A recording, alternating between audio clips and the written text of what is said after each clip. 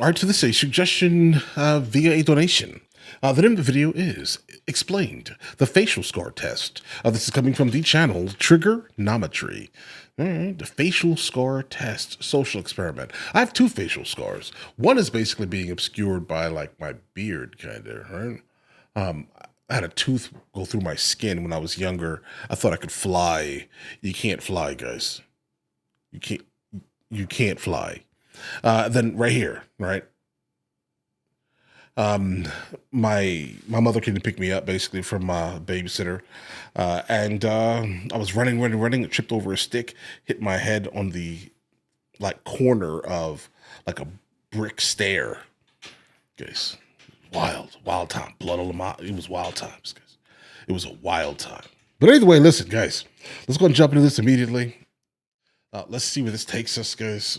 This experiment literally a couple of days ago, where they did an experiment with a group of women, and they put scars on their faces, and they told these women that they're going into a job interview, and the purpose of the experiment is to find out whether people with facial disfigurements face discrimination. They showed them the scars in the mirror. The women saw themselves with these scars, and as they led them out of the room, they said, "We're just going to touch it up a little bit." And as they touched it up, they removed the scarring completely. But you still kind of scarred their mental, right? So now they're going to walk around. Oh, this is genius. This is genius. I think this is going to end up most likely leading into the victimhood mentality, most likely. This could easily kind of teeter on that realm.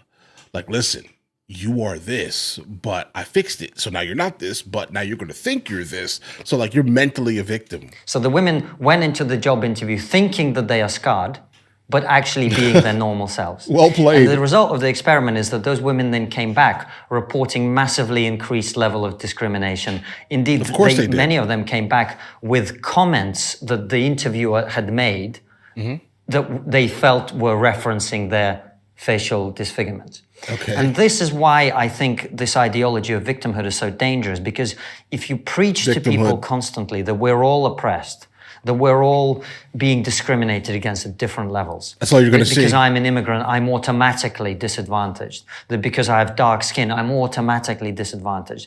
Then that primes people to look for that. And it's like, when you buy a new car, you see that car everywhere else as you drive around. It's that kind of effect, which is why this ideology of teaching people that they're victims is so incredibly damaging and so incredibly dangerous. We have to teach young people in particular that they're strong, that they're capable, that they're able to overcome adversity, not that they're victims.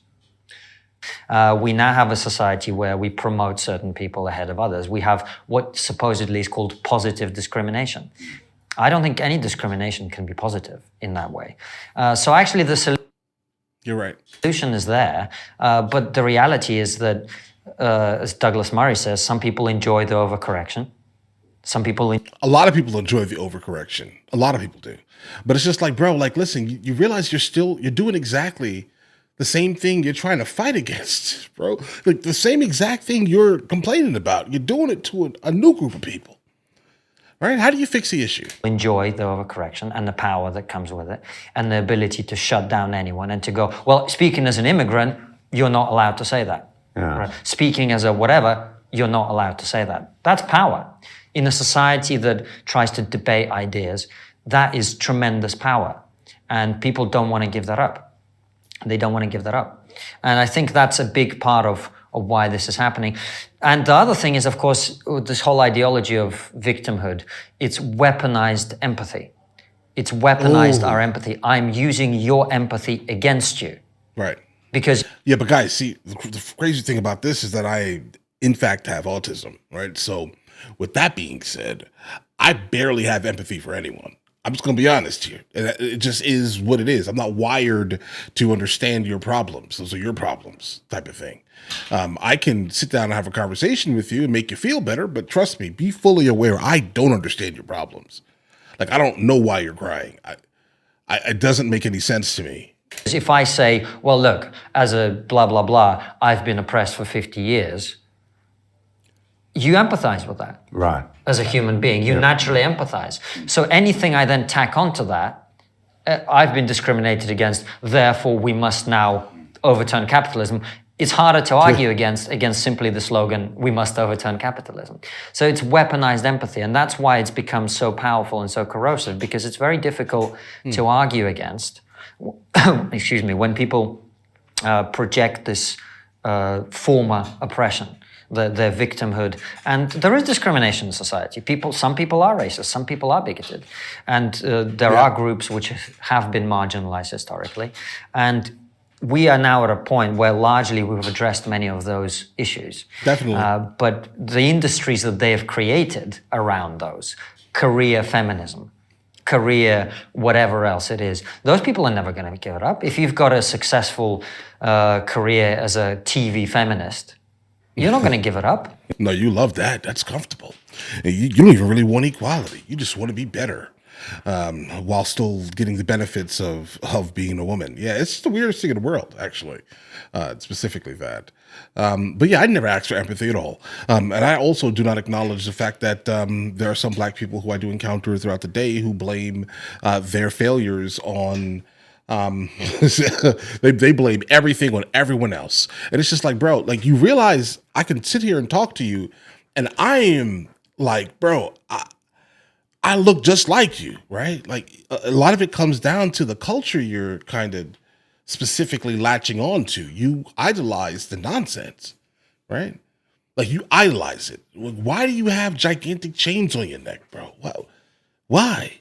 What's this for? Put that away in some type of mutual fund, something. Do something with your finances, right? So you can, you create some generational wealth, something. Go to school, get some education. Right, and realize what you are in fact idolizing is garbage. It is complete garbage. It has no benefit to society, bro. All right, it doesn't. It has nothing to do with it. So please, if we can just kind of get away from the concept of the hood culture and nonsense, and I think we'll be good out of here, guys. Right, but other than that, you're gonna keep being a victim, and you're gonna have kids and victimize your kids, bro. Reality. Yeah. You're not going to go, oh, look, the gender pay gap is pretty much closed, and in fact, women under 40 are out earning men. You're not going to want to hear that. You're not going to want to spread that. You're going to find another thing. If your status and your power are derived from being a victim, you have a great incentive to remain a victim. You don't have to remain a victim. You don't want your victimhood resolved. Absolutely. Right. Yeah. Why would you want to give up your power? Yeah. No one wants to. No.